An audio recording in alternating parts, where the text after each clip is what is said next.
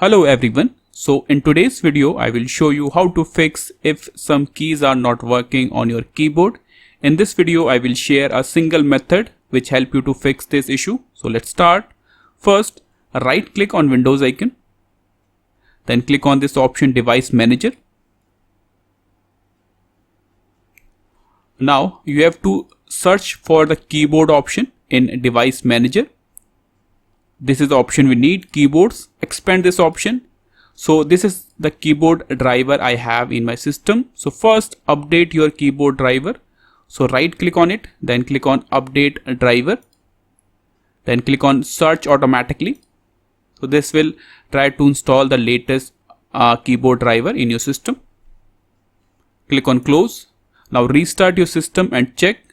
But if you are still getting the same issue, move on to the next step. Again, right click on it, then click on update driver.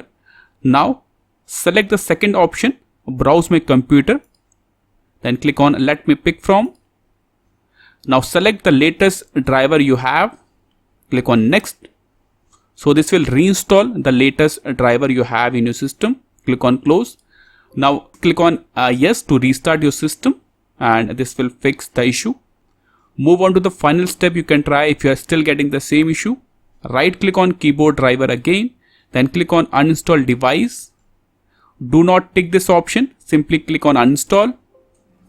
After that click on yes. So this will restart your system and automatically reinstall the keyboard driver again, and this will help you to fix this issue completely. The one more thing you can do is always update your system. So to update your system, click on this settings option. Click on this update and security option. Then click on this option to check for updates. So this will update your operating system completely. So always use a updated operating system.